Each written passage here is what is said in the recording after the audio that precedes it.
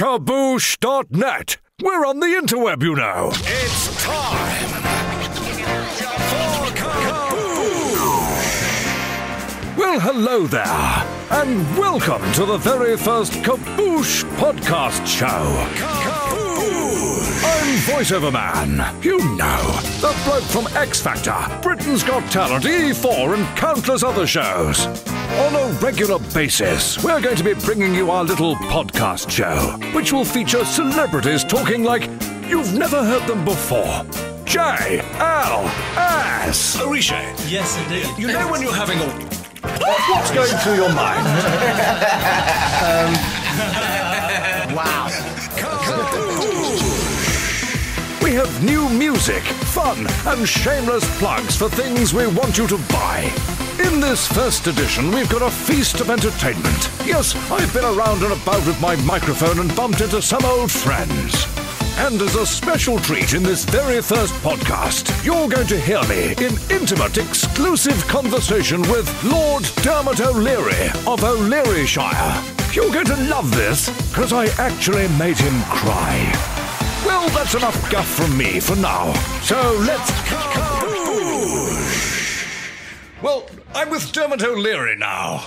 Don't look at me like that, Dermot, please. I like it. We've known each other for many, many years. We have, but yes. I've never seen you like this before. And we're very excited that you've agreed to be in the very first Kaboosh podcast for students. I hope and pray that you're feeling like me, a little, frisson up the back of your neck. There's a frisson there. Or maybe something around the back of your knees, I don't know. There's definitely a frisson there. It's an honour to be asked. Thank you very much for having me. Thank you, Peter. First of all, I've got to talk to you about X Factor. It's the show of the moment, Dermot. Yeah. We both know it's getting huge audiences. It doesn't get much bigger than X Factor, does it? No, it doesn't. And it sort of freaks me out because this is my third year.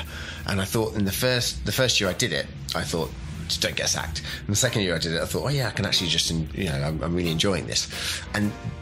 But this year, I think because we've gone over 2 days, Saturday and Sunday, which I'm really enjoying, more people are watching, but I'm not entirely sure where they've come from, because it's not like it's a new show. So it's not like people can just look at it and go, look at it and go, what's this thing on Sunday night? We're rating about 3 or 4 million more than we were last year. Oh, no one's told you yet. I don't know where these people are coming from. They're all friends of mine. Are they? Thank you.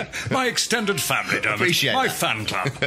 You look, to be frank, you look very, very comfortable on that huge stage, but what was your impression of that stage when you first walked out on it, the very first show 3 years ago? What were your feelings as those doors opened and I introduced you? I felt like thank you for the introduction. I felt like a prize fighter, if I'm honest with you. I just felt like... Oh, so you weren't shitting yourself? I was 100% shitting myself. I was so scared. But the scared bit's almost the best bit.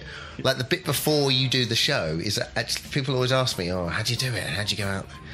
That's almost one of the reasons why you do it. It's like doing a bungee jump every Saturday and Sunday. Before you do it, you're just thinking. But the minute the doors open, your brain just goes, oh yeah, this is what you do for a living.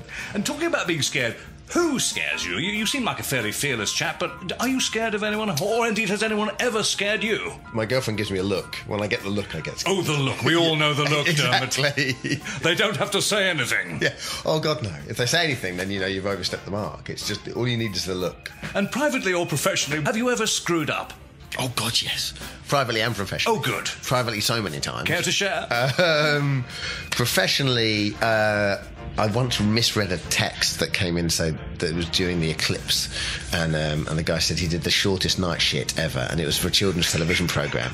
I was doing the Bigger Breakfast, and I just stopped and I just thought, and I was doing it with Josie Darby, who's just a brilliant presenter and far more experienced than me at the time, and had far better command of live television. I turned around and just thought, it's okay, because Josie will be standing by me, so she'll be able to cover this and it'll be fine. So I just turned around to her, and she'd collapsed outside on the picnic table, and she just collapsed on the picnic table laughing, and I just realised I was totally on my own. But no one seemed to complain. I remember another one of your famous phrases, Dermot. I think it was a couple of weeks ago on air. You may not even have realised you said it, but you actually described Leona as our own homegrown superstore. No, I didn't. Too many Argos ads, maybe? No, I didn't. Simon Cowell. Now, let's talk about him briefly. What's he like as a boss? Honest. Well, I'll tell you what I like about him is tough, pushes you. But what I like about him is you can have a proper conversation with him, and what he hates, he sees through fear immediately and hates fear, and sees through bullshit and hates that as well. So he's just very straight. If you're straight with him, we'll be straight with you. Well, that's us both screwed then. Absolutely.